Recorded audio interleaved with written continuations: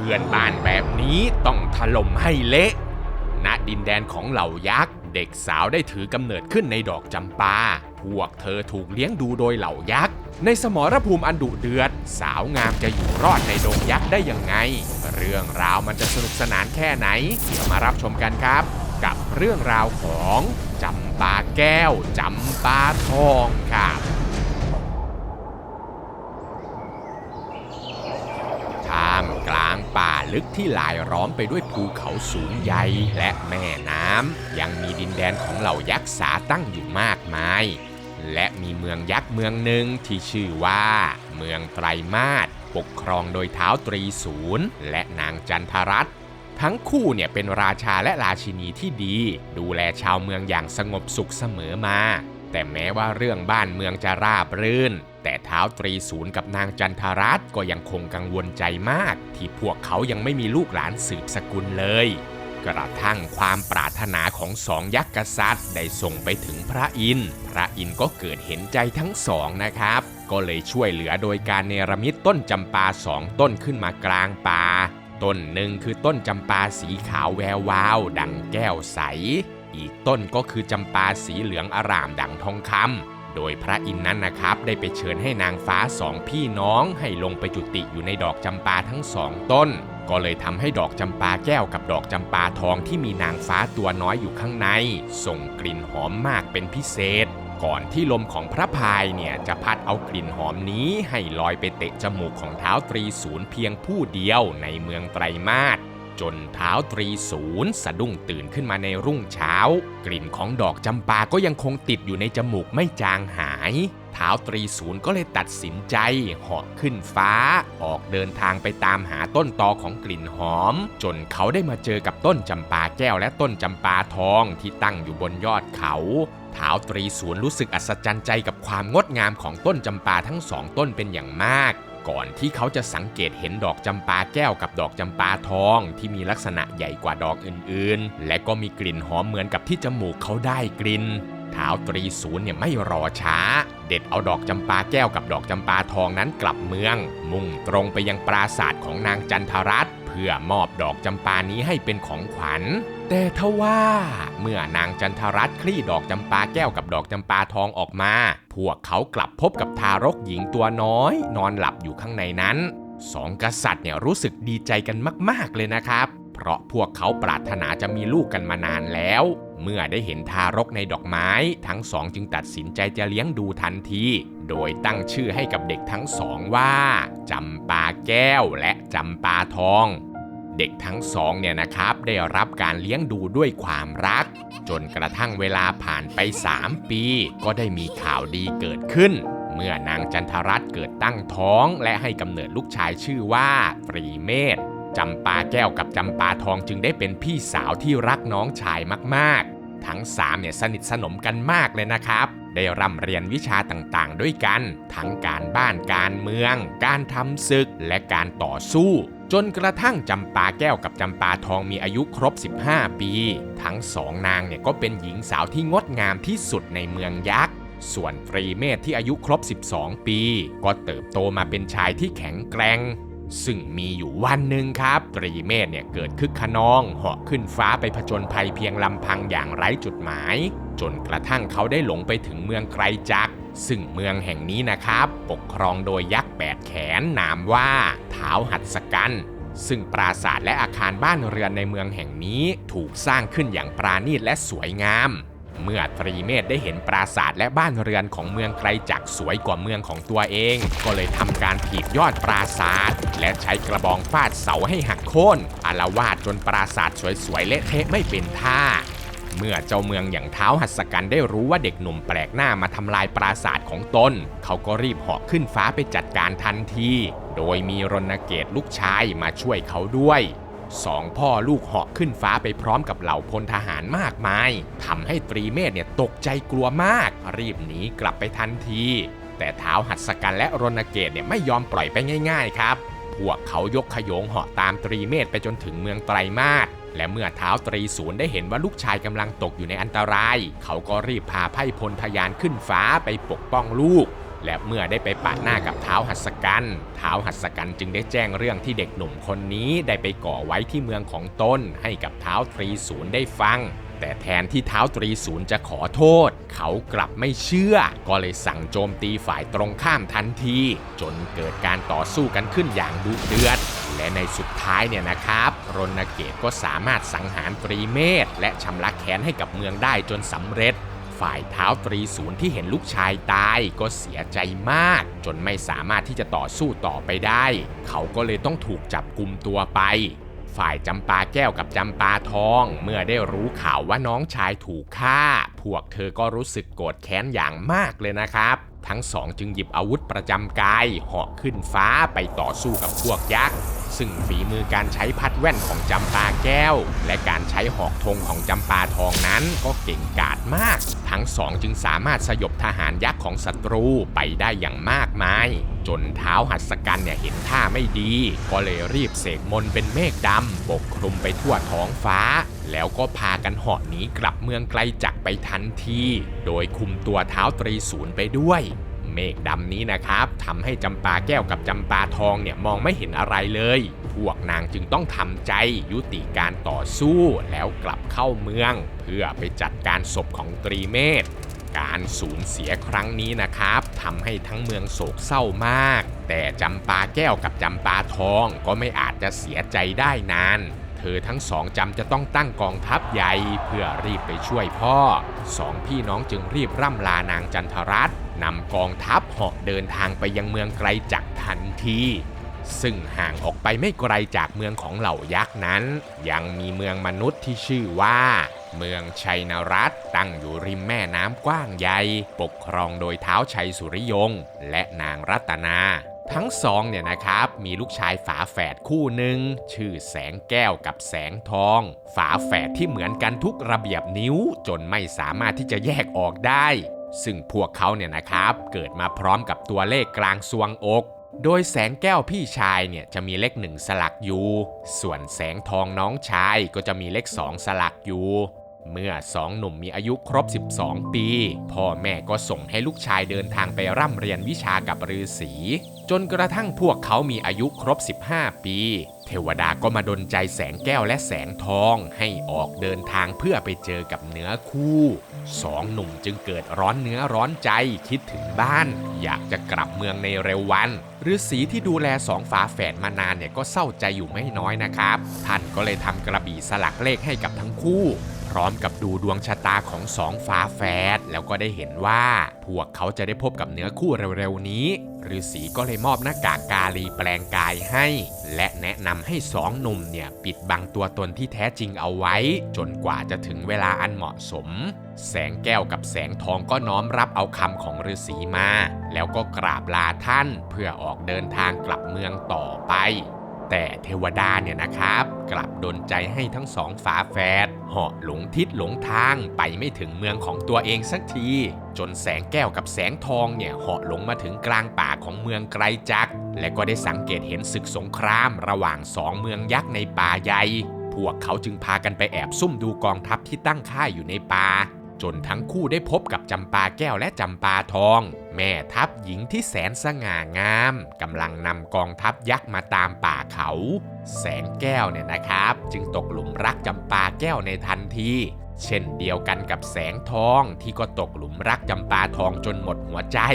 พวกเขาทั้งสองไม่เคยเห็นหญิงสาวที่ไหนงดงามและแข็งแกร่งแบบนี้มาก่อนเลยสองพี่น้องจึงตัดสินใจกันว่าจะอยู่ช่วยสองสาวทำศึกอย่างลับๆโดยตกลงกันว่าจะปกปิดตัวตนเอาไว้และสลับกันสวมหน้ากากกาลีแปลงกายเพื่อไปช่วยเหลือหญิงสาว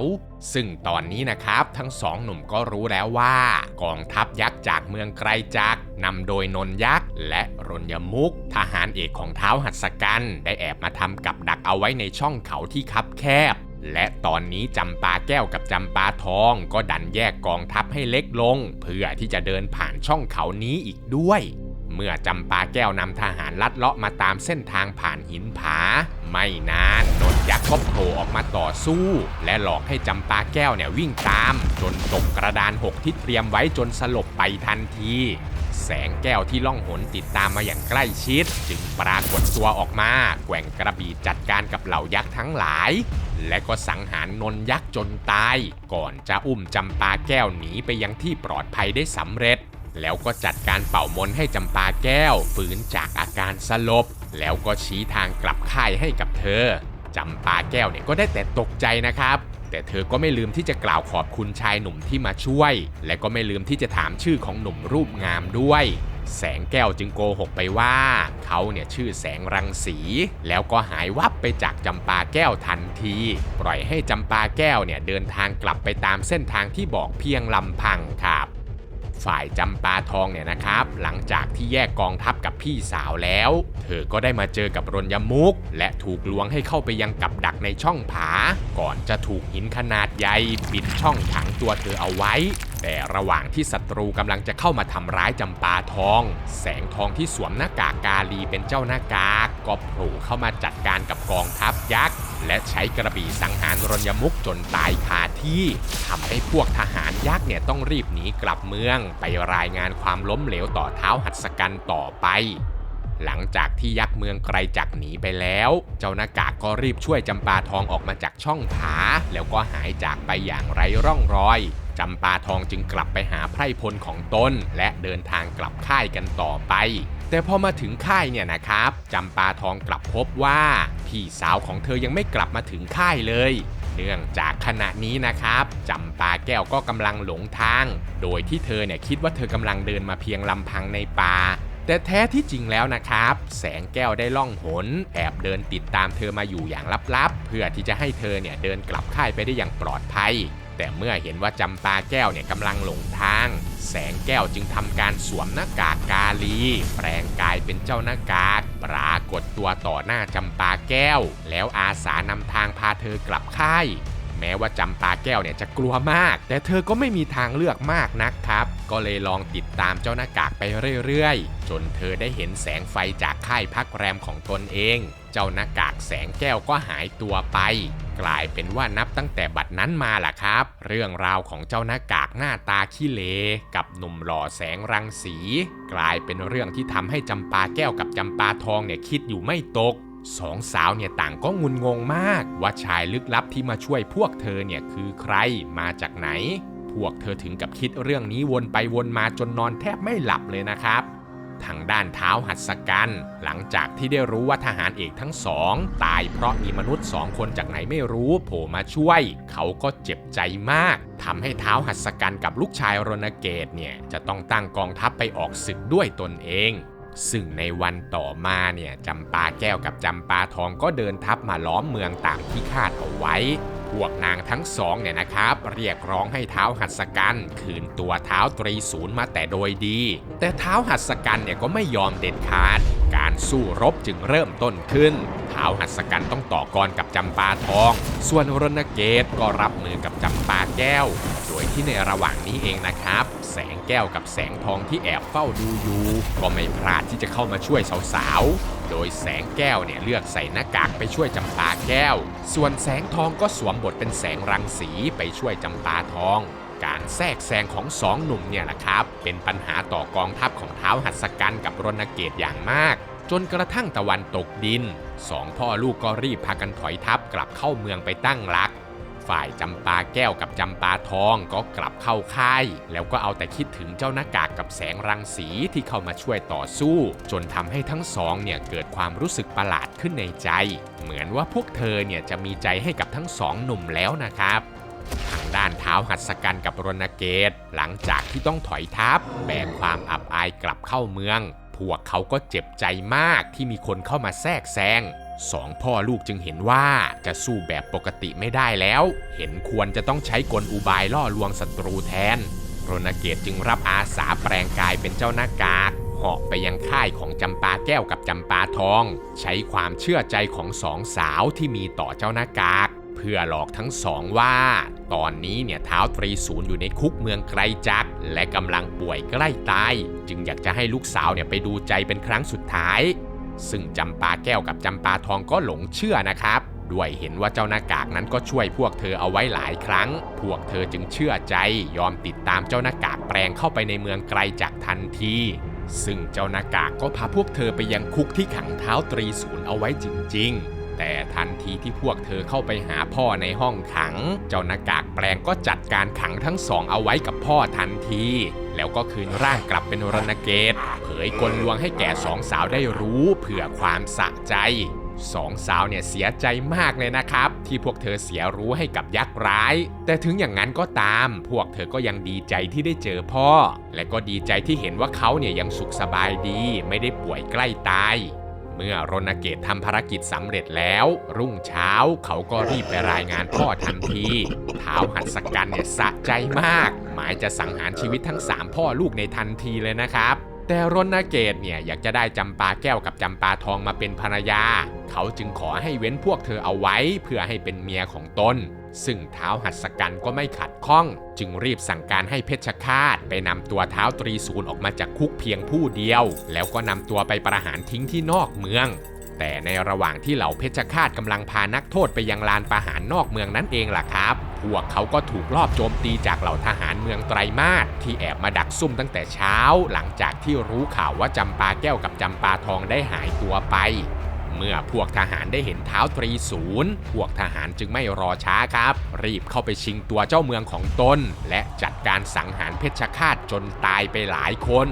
และเมื่อท้าวหัตถกัณฐ์ได้ทราบเรื่องว่านักโทษหนีไปได้เขาก็โกรธมากอยากจะฆ่าเหล่าเพชฌฆาตที่เหลือทิ้งให้หมดแต่รณเกตเนี่ยก็ได้เข้ามาห้ามเอาไว้เพราะเห็นว่ายังไงพวกเขาเนี่ยก็ยังมีจำปาแก้วกับจำปาทองเป็นตัวประกันอยู่อีกไม่นานพ่อของพวกเธอก็จะต้องมาช่วยลูกสาวทั้งสองอย่างแน่นอนก็เลยทำให้เรื่องราวเนี่ยสงบลงไปได้ในวันนั้นกระทั่งตกดึกคืนนั้นเองล่ะครับผมรณเกตก็กะว่าจะเอาจำปาแก้วกับจำปาทองมาเป็นเมียให้ได้เขาจึงสั่งให้ทหารไปนำเอาตัวจำปาแก้วมาหาตนในห้องนอนก่อนแล้วก็พยายามเกี่ยวพาราสีร้องขอให้เธอเนี่ยมาเป็นภรรยาของตนแต่โดยดีแต่จำปาแก้วเนี่ยก็ไม่ยอมครับพยายามวิ่งหนีวนไปวนมาอยู่ในห้องฝ่ายรณเกตเนี่ยก็เห็นว่าเป็นเรื่องสนุกสนานนะครับที่ได้วิ่งไล่จับกันเพราะเขารู้ดีว่าจำปาแก้วหนีออกไปไหนไม่ได้อย่างแน่นอนแต่ทันใดนั้นเองล่ะครับในห้องนอนของยักษ์ก็ปรากฏร่างของแสงรังสีชักกระบี่ออกมาแล้วไล่ฆ่ารณเกตทันทีทำให้รณเกตเนี่ยหวาดกลัวมากจนต้องรีบวิ่งกระโจนตัวหนีทะลุกำแพงปราสาทไปอย่างรวดเร็วแสงรังสีจึงใช้จังหวะนี้แหละครับอุ้มจำปาแก้วแล้วก็หายตัวจากไปทางด้านจำปาทองที่ถูกขังเอาไว้เพียงลำพังค่ำคืนเดียวกันนั่นเองล่ะครับแสงรังสีหรือแสงทองก็บุกเดี่ยวเข้ามาจัดการกับทหารยามพังห้องขังแล้วก็พาจำปาทองหนีออกจากเมืองไกลจักรไปด้วยซึ่งแสงแก้วและแสงทองเนี่ยนะครับได้พาสองสาวไปเจอกันที่ทางหลบหนีใต้ดินก่อนจะทิ้งพวกนางเอาไว้ตรงนั้นแล้วก็พากันหายตัวจากไปอีกครั้งซึ่งก็เป็นจังหวะเดียวกันกับที่ไพร่พลเมืองไตรมาสกำลังแอบลักลอบเข้ามาช่วยทั้งสองพอดีแล้วก็มาพบกับพวกเธอเข้ากลางทางพวกทหารจึงรีบพาสองสาวกลับไปหาท้าวตรีศูนย์ที่ค่ายพักแรมพ่อและลูกสาวทั้งสองจึงได้อยู่ร่วมกันอีกครั้งซึ่งหลังจากเหตุการณ์นี้เองล่ะครับเรื่องของแสงรังสีก็ยิ่งทำให้จำปาแก้วกับจำปาทองงงหนักมากยิ่งขึ้นเพราะว่าพวกเธอเนี่ยเพิ่งจะเจอกับแสงรังสี2 คนในเวลาเดียวกันแต่พวกนางก็ต้องเก็บความสงสัยเอาไว้ในใจก่อนครับเพราะต้องเตรียมพร้อมรับมือกับกองทัพของท้าวหัตถกัณฐ์ในวันพรุ่งนี้เมื่อรุ่งเช้ามาถึงท้าวหัตถกัณฐ์และรณเกตที่กำลังจะออกจากเมืองไปทำศึกเมืองไกลจักรก็ดันเกิดอาเพศขึ้นนะครับท้องฟ้ามืดมัวกระทันหันมีนกแร้งบินวนไปมาประหนึ่งว่าพวกมันรู้ว่ากำลังจะมีคนตายลางร้ายที่เกิดขึ้นเนี่ยนะครับทำให้2 พ่อลูกรู้สึกหวั่นใจมากเกิดความสงสัยว่าศึกครั้งนี้เนี่ยจะเป็นศึกครั้งสุดท้ายของพวกเขาแล้วหรือเปล่าแต่2 พ่อลูกก็ไม่อาจจะยอมแพ้ได้ครับเพื่อศักดิ์ศรีและบ้านเมืองของตนเองพวกเขาจึงเดินทัพออกไปประจันหน้ากับ3 พ่อลูกจากเมืองไตรมาสในสนามรบ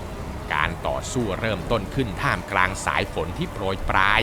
ต่างฝ่ายต่างก็ฟาดฟันกันอย่างเต็มที่จำปาแก้วใช้พัดเหล็กอันแหลมคมส่วนจำปาทองก็ใช้หอกธงเอาไปต่อกรกับพวกทหารยักษ์อย่างสูสี แต่ทว่าทางด้านท้าวตรีศูนย์กับท้าวหัตถกันที่กำลังประมือกันนั้นดูท่าจะไม่สูสีสักเท่าไหร่เพราะท้าวหัตถกันนั้นเป็นยักษ์ที่มีถึง8แขนสามารถใช้อาวุธโจมตีได้รอบด้านแสงแก้วและแสงทองที่ล่องหนเฝ้าดูสถานการณ์อยู่พวกเขาจึงสวมหน้ากากปรากฏร่างเข้าไปช่วยเหลือท้าวตรีศูนย์ต่อสู้ในทันทีทำให้ท้าวหัตถกันเนี่ยต้านไม่ไหวถูกสังหารจนตายไปในที่สุดส่วนทางด้านจำปาแก้วกับจำปาทองไม่นานนักพวกเธอก็ใช้พัดเหล็กและก็หอกธงทิ่มแทงรณเกตจนตายไปอีกคนกองทัพเมืองไกรจักรจึงต้องแตกพ่ายวิ่งหนีกระเจิดกระเจิงไปคนละทิศคนละทางทำให้ท้าวตรีศูนย์และลูกสาวเข้ายึดครองบัลลังก์ของเมืองไกรจักรได้สำเร็จซึ่งหลังจากจบศึกสงครามแล้วนะครับท้าวตรีศูนย์จำปาแก้วจำปาทองก็ดูแลเมืองไกรจักรต่อไปโดยในระหว่างนี้นะครับจำปาแก้วกับจำปาทองก็ไม่ได้พบกับ2หน้ากากหรือ2หนุ่มแสงรังสีอีกเลย2สาวเนี่ยก็ได้แต่คิดถึงและก็สงสัยว่าพวกเขาเนี่ยเป็นใครกันแน่ซึ่งแสงแก้วกับแสงทองนั้นก็ไม่ได้หายไปไหนหรอกครับพวกเขายังคงคิดถึงจำปาแก้วจำปาทองอยู่เสมอและก็วนเวียนอยู่ใกล้ๆพวกนางอย่างลับๆเพราะพวกเขาเนี่ยยังไม่แน่ใจว่า2สาวจะชอบตนเองหรือไม่จนกระทั่งคืนหนึ่งแสงแก้วกับแสงทองก็ตัดสินใจสวมหน้ากากเป็นไอ้หน้ากากขี้เลแอบลักลอบเข้าไปหาจำปาแก้วกับจำปาทองในเมืองพร้อมกับสารภาพว่าพวกเขานั้นรักจำปาแก้วกับจำปาทองก็เลยคอยเข้ามาช่วยเหลืออยู่ตลอดซึ่งแน่นอนครับว่า2สาวเนี่ยดีใจมากๆแต่2พี่น้องก็ไม่อาจจะปันใจให้กับเจ้าหน้ากากได้ในตอนนี้เพราะหัวใจของพวกเธอเนี่ยก็ดันชอบแสงรังสีไปแล้วด้วย2พี่น้องจึงร้องขอให้เจ้าหน้ากากทั้งสองเดินทางเข้ามาจับฉลากเลือกคู่พร้อมกับแสงรังสีในภายหลังใครจะได้ครองคู่กับพวกนางก็คงจะได้รู้กันในวันนั้นเจ้าหน้ากากจึงยอมรับคำของจำปาแก้วกับจำปาทองแล้วก็จากไปแต่ในไม่กี่ชั่วโมงครับทั้งสองก็กลับมาหาจำปาแก้วกับจำปาทองอีกครั้งแต่คราวนี้เนี่ยพวกเขากลับมาในร่างของแสงรังสีโดยที่2หนุ่มเนี่ยยอมเผยตัวตนว่าพวกเขาเป็นฝาแฝดชื่อแสงแก้วกับแสงทองแต่ก็ยังไม่ได้บอกครับว่าพวกเขาเนี่ยคือคนเดียวกันกับเจ้าหน้ากากพร้อมกับตกลงกับทั้งสองว่าจะเข้ามาร่วมจับฉลากกับเจ้าหน้ากากด้วยจำปาแก้วกับจำปาทองจึงรู้สึกสบายใจขึ้นเมื่อรุ่งเช้ามาถึงจำปาแก้วกับจำปาทองจึงไปบอกให้พ่อเนี่ยทำฉลากเลือกคู่ให้โดยบอกว่าเดี๋ยวเจ้าหน้ากากทั้งสองและแสงแก้วกับแสงทองจะเดินทางมาจับฉลากเลือกคู่กระทั่งเมื่อถึงเวลาแล้วเจ้าหน้ากากทั้งสองก็เป็นผู้มาจับฉลากก่อนนะครับซึ่งทั้งสองเนี่ยก็จับฉลากได้เป็นคู่ครองกับจำปาแก้วและจำปาทองในทันทีก่อนจะเดินออกไปพักรออยู่ด้านนอกแล้วพากันแอบถอดหน้ากากเดินเข้ามาเป็นแสงแก้วกับแสงทองเพื่อมาจับฉลากและ2หนุ่มหล่อเนี่ยก็จับฉลากได้เป็นคู่ครองของจำปาแก้วกับจำปาทองด้วยเหมือนกันทำให้ทุกคนเนี่ยพากันปวดหัวมากเลยนะครับสรุปว่าจำปาแก้วกับจำปาทองเนี่ยจะต้องมีสามี2คนหรือยังไงพวกเธอเนี่ยรู้สึกแย่มากไม่รู้ว่าจะทำยังไงดี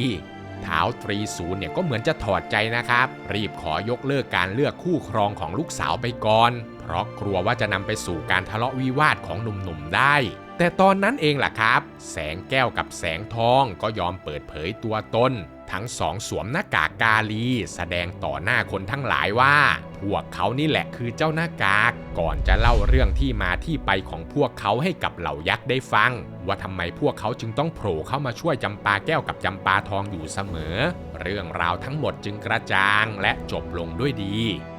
หลังจากเรื่องสับสนงุนงงนี้คลี่คลายลงแล้วแสงแก้วและแสงทอง2พี่น้องฝาแฝดก็เดินทางกลับเมืองชัยรัตน์เพื่อขอให้พระชัยสุริยงกับนางรัตนาพ่อและแม่ของตนตั้งขบวนขันหมากเดินทางไปสู่ขอจำปาแก้วกับจำปาทองมาเป็นภรรยาอย่างถูกต้อง